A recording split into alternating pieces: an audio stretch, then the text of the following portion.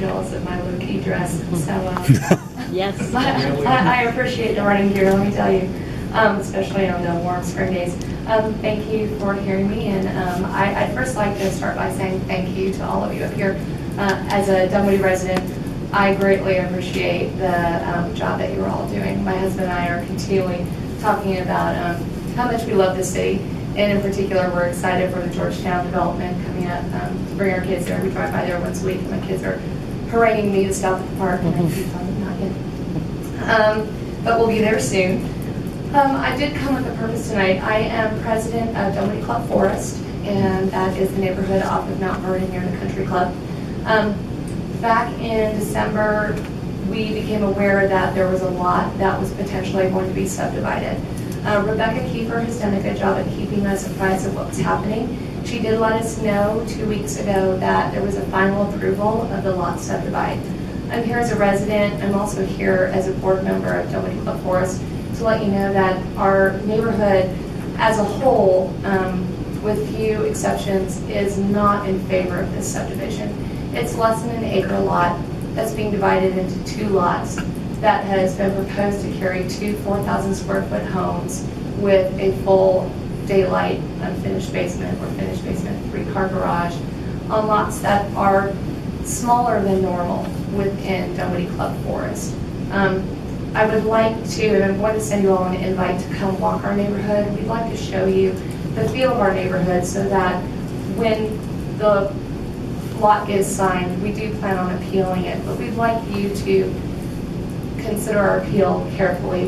We would like to preserve the setbacks, the lot sizes, and just generally the feel of the neighborhood. We also want to protect the interest of our neighborhood. There's one resident in particular that will be greatly affected by this. She sits below one of the proposed lots, and at a 28-foot home will have likely a 47-foot monstrosity 10 feet from her lot line.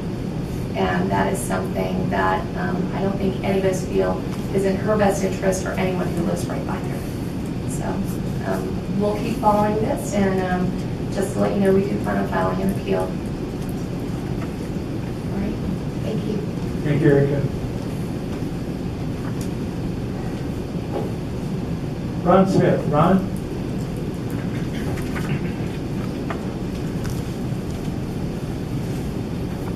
Name and address if you want to, Ron. 3969 Spalding Drive. I'm Ron Smith. My family moved to 3969 Spalding Drive in 1975. We've been in Atlanta since the 60s. I'm representing my parents tonight going forward anything that has to do with the intersection proposal and putting my parents' property goes through me.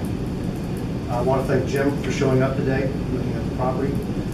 My question is, Terry told me yesterday that the city of Dunwoody had interviewed 4 different neighborhoods to get information about the intersection proposal, which I think is wonderful. The problem is my parents' property is not in a neighborhood, and we were unaware of any informational meeting prior to the meeting that was held at Roberts Drive back in February, I believe it was. And the big problem is we don't feel we had any input going into this thing because, number one, my parents' property is the largest land lot in this proposal. Number 2, we stand to lose more trees than anybody in this proposal. Number 3, we're probably going to be first or second or third most impacted lot in this proposal. My question is, and I don't know the answer, were my parents contacted in any way, shape, or form about any pre-information meetings? Because what I find out now is the 4 options that were presented at the meeting on Roberts Drive came from the information pulled from the neighborhoods. And I don't know. If we made a mistake on our part, it's a mistake that we will own. We do not want to repeat again because we want our input on this. As I said, largest lot in the proposal, most treed lot in the proposal, and the most impacted the first or second or third. I'd like to answer sometime, if it's not tonight, then tomorrow. If somebody has the answer, then I'd love to know. Second of all, I'm concerned about my mom's safety taking a left out of the property when you're going to add a bike lane and a left-hand turn lane. I don't have the answer to that either. My mom's safety is above everything else. She's going to be 77, 78 when you guys break ground on the option, whatever option you pick. I believe you're going to go with A. Third, the sidewalk project today, either we need to pull it, or I need to be told again by somebody that knows full well. The lady today that came over to the property from the city gave us one answer, I found out that's a different answer. I'd like to know if it's going to run all the way to Coronation Drive, or if it stands in the proposal right now, it's going to stop me from my parents' property ends. Thank you. Thank you, Ron, appreciate it. When will I get an answer? We'll talk to you after the meeting, we can't converse back and forth. Okay. Okay? Hey, Diane, is it Barkle? Yes. Diane, come on up. Name and address if you want to give it, please.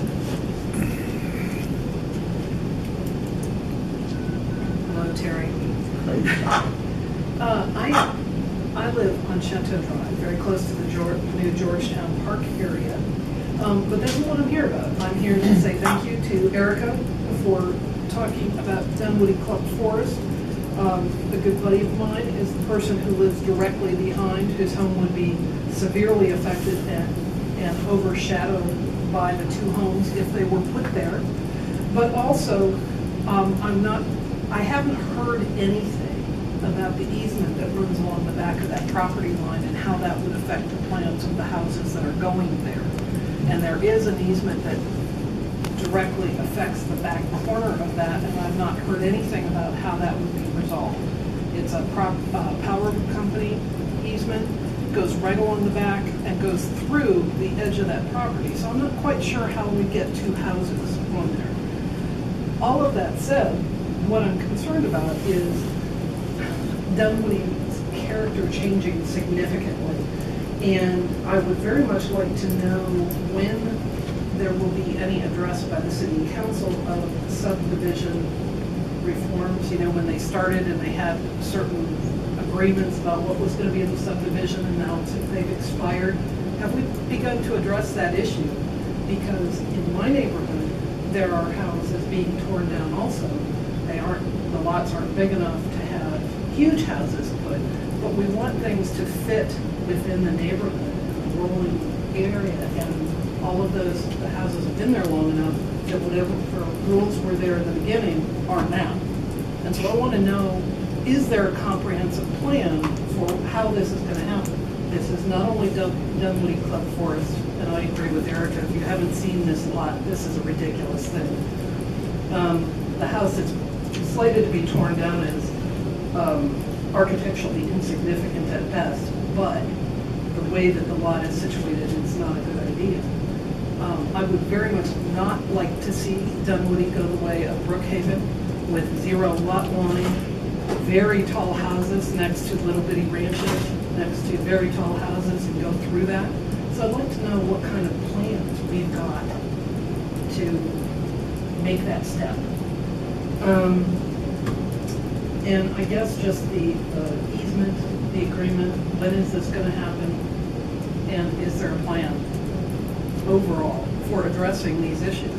Because I happen to like my little 60s house. I don't want the value of it to go down just because the person next to me has sold out.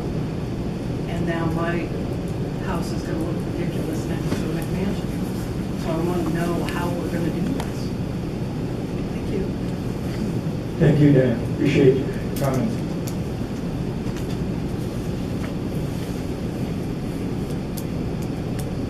Okay, approval of the meeting.